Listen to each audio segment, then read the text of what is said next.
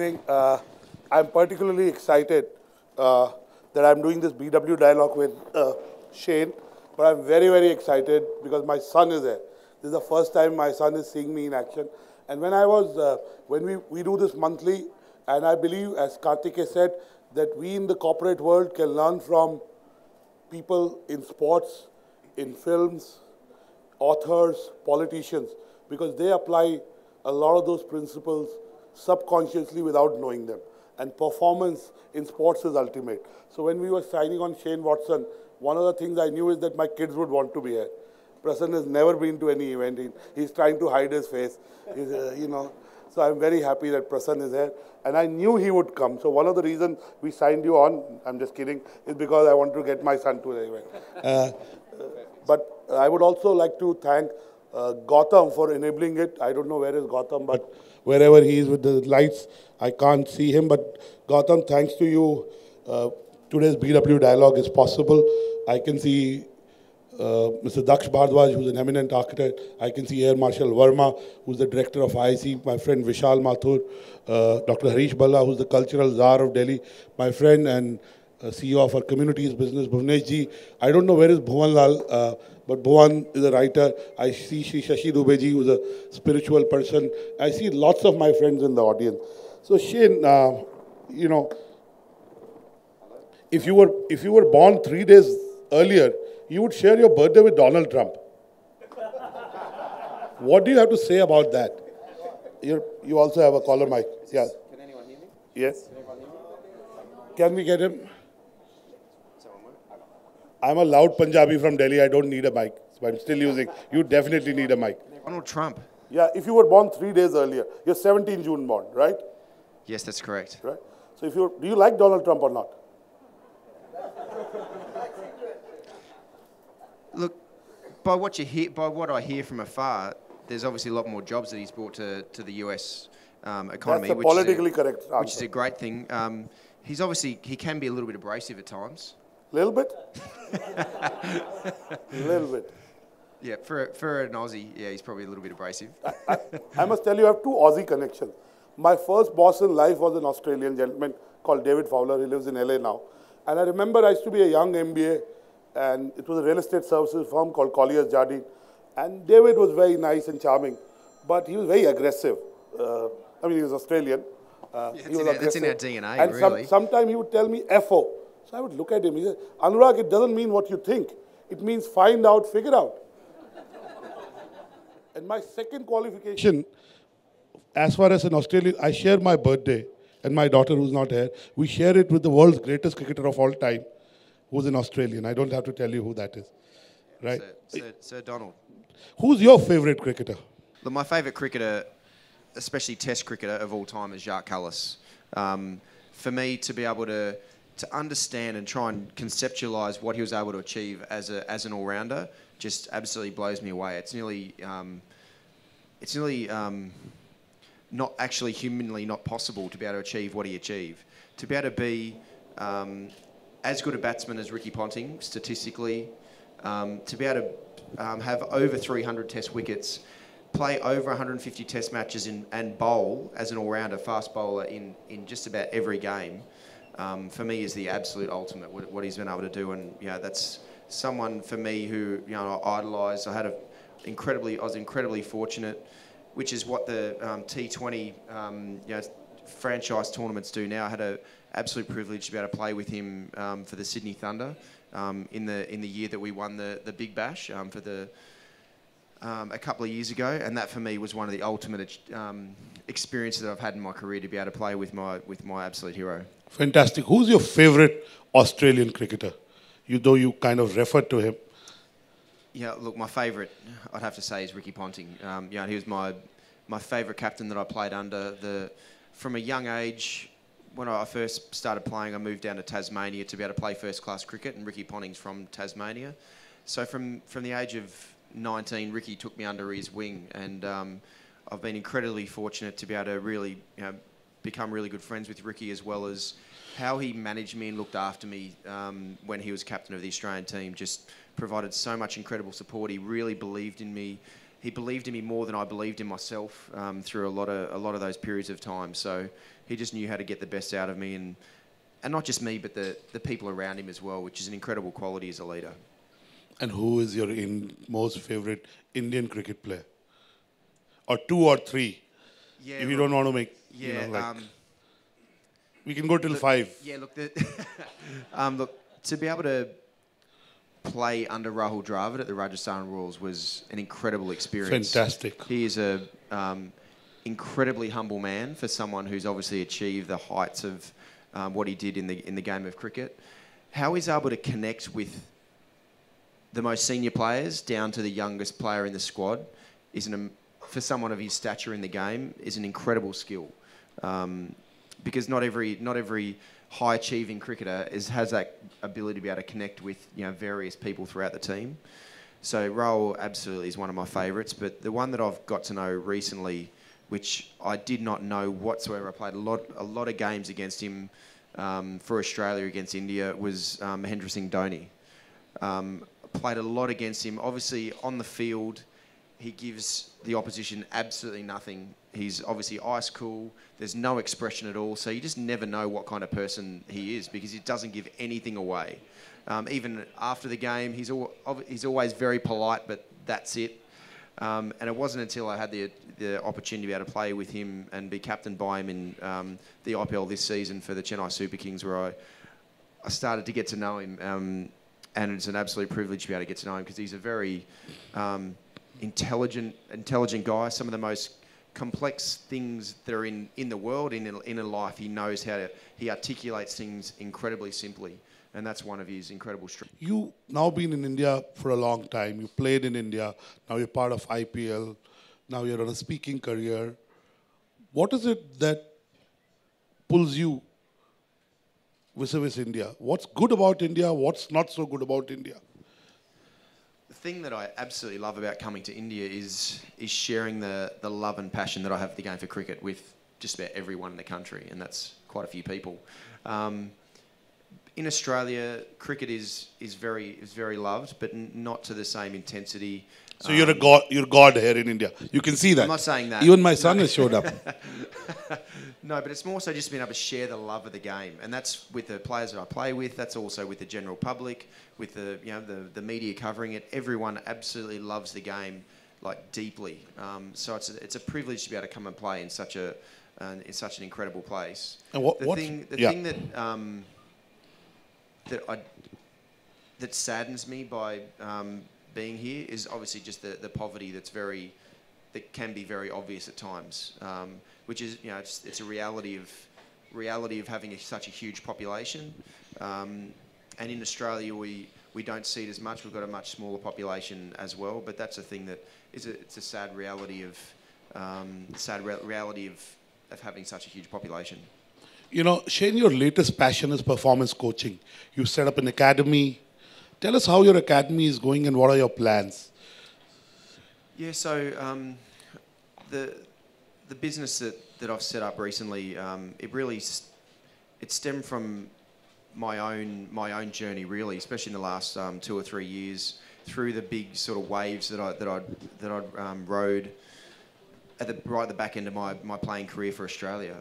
My performance really started to dive really, and the catalyst for that really was unfortunately being on the field when Phil Hughes got hit and instantly killed. It was an incredibly tragic event. But from then on, my ability to face fast bowling, which was always one of my strengths, went down because I had my son was just on two. Every ball that I faced. His son's name is Will. Yeah. He has a son and a daughter. His daughter's name is Matilda, right? Yeah. How did you name them? I'm just taking a detour, but... Will, I've always loved the name Will. Okay. Will Smith? Yeah, exactly. I've always loved the name Will, and my wife has as well, so it's an easy... Yeah, I know who names... I named my kids, but my wife claims that she did. Yeah. But I don't dispute that. And Matilda is another name that I've always absolutely loved. It's very, very Australian. Your wife is a journalist, right? She was a journalist, right? Yeah. Tell us your favorite incidents with journalists. Who's your favorite and who's the most irritating journalist that you've met? Please don't take my name. Look, I've had always great experience with journalists here in India, which is a great thing. Australia has been at times a bit of a love-hate relationship at times. But look, my favourite journalist, even though we've had our ups and downs, more so downs at the start and ups recently, is a writer called Gideon Haigh, who writes for The Australian. He's written quite a few cricket books and books in general. He just writes incredibly beautifully. He uses the English language, gosh, a million times better than I do. So he's easily my favourite. And the other parts of the media, it's more so just go through waves, and especially when things aren't going that well, it's more so... They like to pick on you. Yeah, you get ambushed a little bit. Since we are on a Businessworld platform, you know, throughout your 15-year career, not that your career is done, you still have a career in IPL, and you were in and out of hospital a lot of times. You had injuries in the sense you went under the knife quite a bit of times. And you bounced back each time and performed. Tell us, what can we in the corporate world learn from that? Of course, this shows resilience, tenacity, and that will to kind of come back and perform. But tell us, it sounds glamorous when I talk to you. Tell us some of those moments that you can relive and they can be educational for us. Yeah, look, I suppose the one thing that's always been inside of me has been the burning desire to be the best that I possibly can be. That's always been inside of me. And cricket's, has always been my number one passion and love. So it was always a deep down burning desire to be the best. So when I kept having my injury setbacks, which was pretty regularly, especially in my mid-20s, I always knew that there was that thing that I wanted to reach. I wanted to be the best cricketer I could be. I wanted to perform consistently for the Australian team. And there's always setbacks, and that's what I realised as well along the way. Is you always dream of this fairy tale life that everything just from when you're born, everything just goes beautifully, and happy ever after. But that's not the reality of life. The reality of life is there's always challenges that are thrown up and that are there to test you, and most importantly, learn from, to be able to make sure that then when a situation like that arises again, you can actually just try and cruise through it anyway, because you've learnt your lessons from the previous time that it happened. So I always believed that everything happened for a reason, to be able to learn from it and make sure that I got something really positive out of it. And there have been times where people have told me that I should stop bowling. That was when I was 26. A few people high up in Australian cricket said that the medical staff said I should stop bowling because my body's just not built to bowl. And I've never accepted no.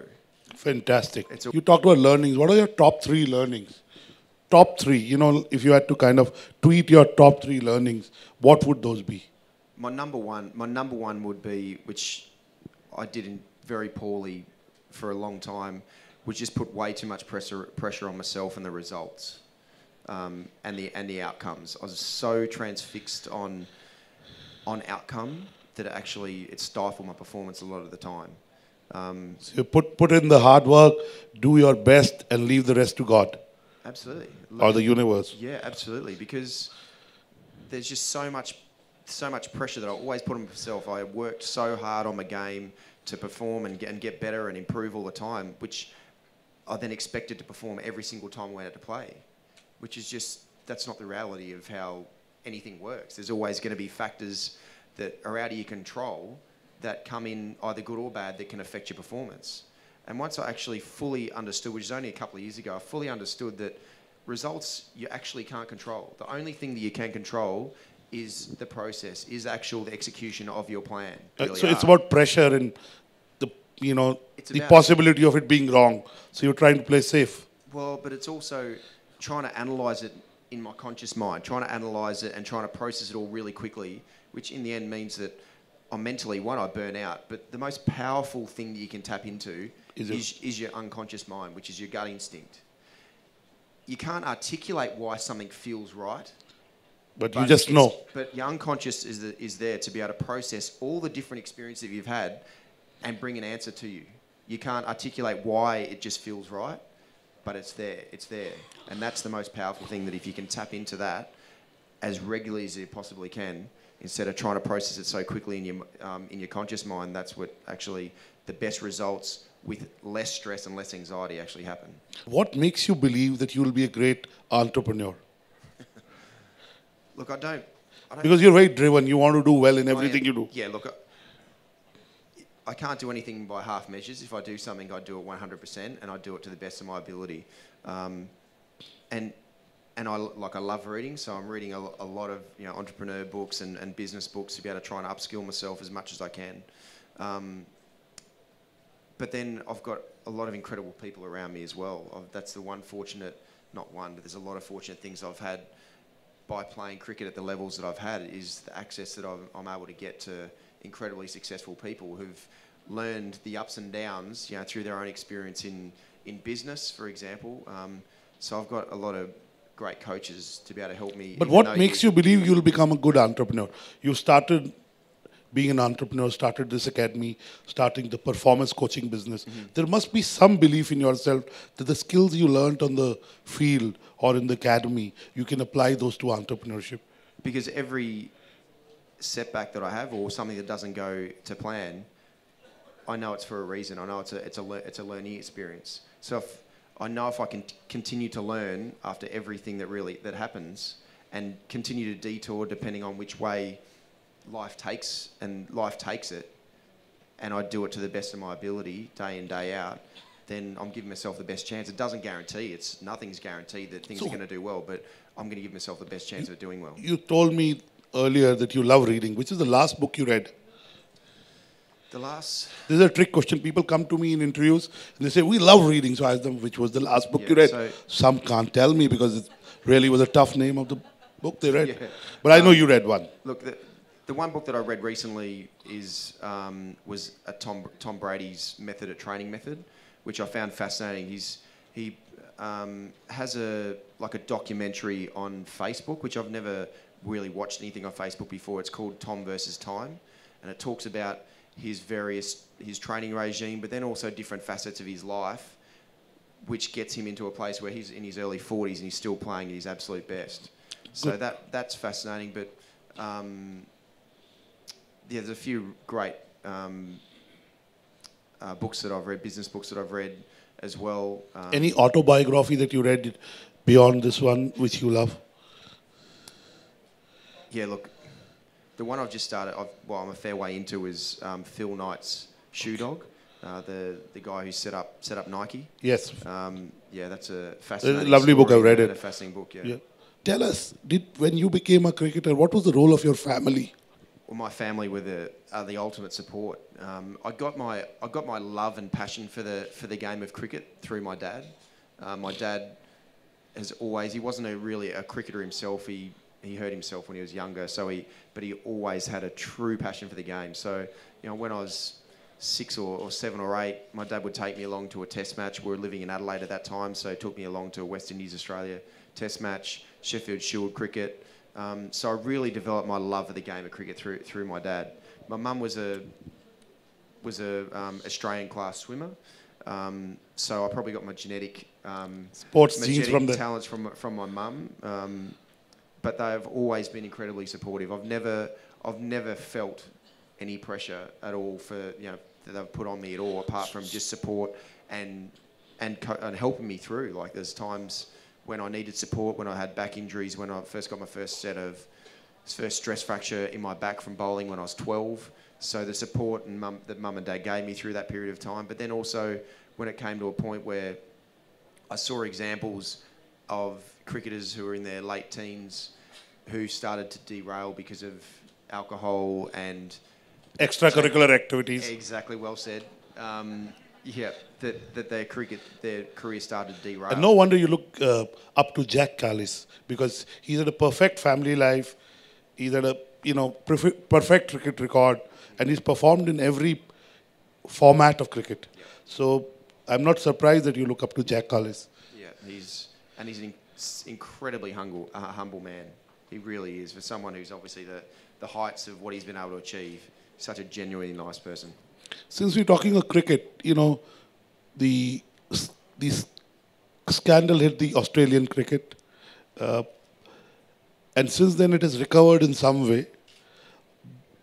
Tell us what are the learnings for us in corporate world from this scandal, and how and when do you think will cricket recover from it? Will Cricket Australia recover from it? And be honest about it. I know you're from Australia, but I'd like you to be very candid. Look, the first takeaway from it is just because you do something bad doesn't mean that you're a bad person. Fantastic. I'll tell that to my wife. Yeah. But it's also on the flip side. Just because you do something good doesn't mean you're a good person either. I'll tell that to my wife too.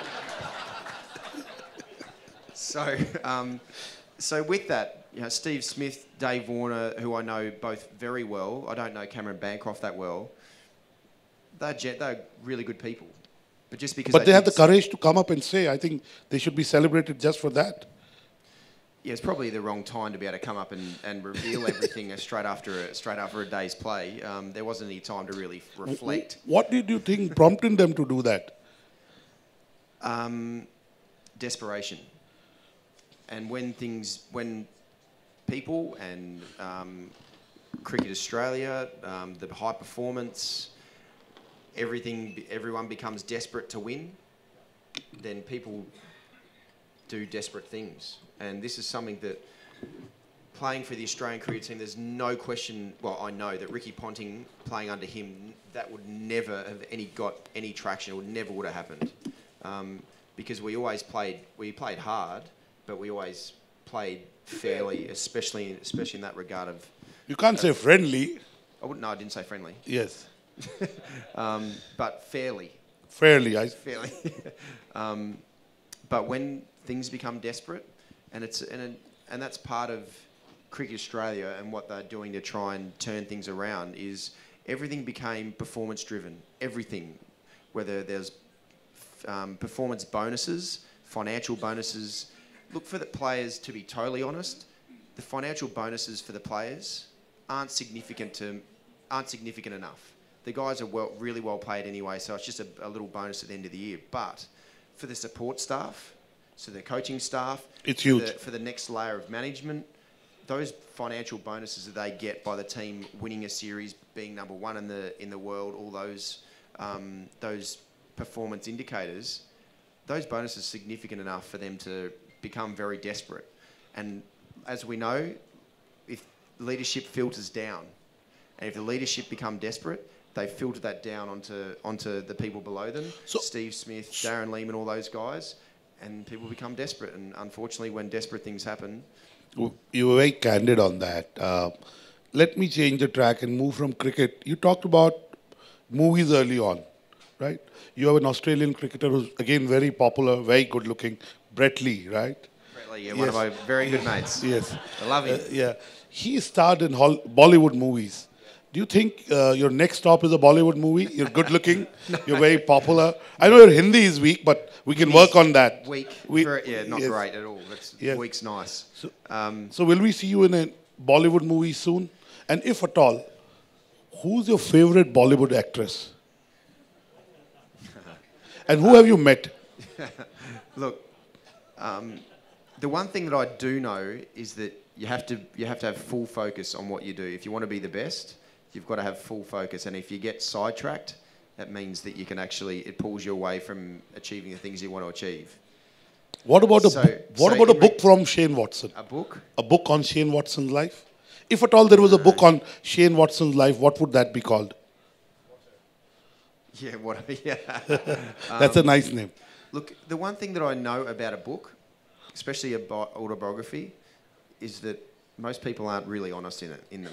Yeah. There's a lot of everything's very nice. Yeah, it's very artificial. Yeah, it is. So just the right amount of honesty. That's right, just enough. Yeah, just so enough. It's not too controversial. When's your coming out, Dr. Balla? No, I'm kidding. Yeah, so from a Bollywood look, of course it'd be nice, but my passion outside of cricket is my family, of course. That's my number one outside of cricket. You don't spend enough time with them. I do now. I'm very fortunate now playing the T20 leagues that I've got plenty of down. In India, there's no sports culture. Luckily, our sports minister is a sports person. He's also our I&B minister, and he's a gentleman. He won an Olympic medal, and we haven't won too many in shooting for us. But we don't have a sports culture, unlike Australia or a lot of other countries. And since your academy is in an area where it teaches sports and performance coaching, if you had to establish that in India, what would be your expectations from Indian corporates or the support system of sports and business that exists? Tell us about that. Yeah, look, from, I suppose, the kids' clinics that my wife and I have set up, to be able to develop the basic skills and the basic sort of gross motor skills from a really young age, from the age of 2, it means that it builds confidence from a young age to be able to then sustain a healthy lifestyle. Be willing, you don't get to the age of 7 and 8 when you become a bit more self-conscious and you pull away from sport and activity because you start to worry about what it's going to look like. So if you start at a young age to develop those basic skills, then you've got more chance to be able to stay active. In regards to the performance coaching, one of the most important things with what the business and the framework actually sets up is I wish that I knew this information, this powerful information, when I was 14 or 15, because it would have meant that I wouldn't have put anywhere near as much pressure on myself to perform. I would have understood the actual nuances of what actually results in performance is. But also there would have been a hell of a lot less stress and anxiety throughout that I experienced because of my performances and wanting to perform at my best as well. So part of what we want to do is actually get into the 15-year-olds who really, especially the 15-year-olds and above, who performance throughout anything that they do in their life it's important, but also understanding how it works so you don't have the stress and anxiety that normally comes with performing. I just want to know, what is Shane Watson's bucket list? When we meet you 13 years later, when you're 50 years old, you're 37 now, right? 37 a month and 14 days, right? What's your bucket list? What would have Shane Watson achieved between 37 and 50?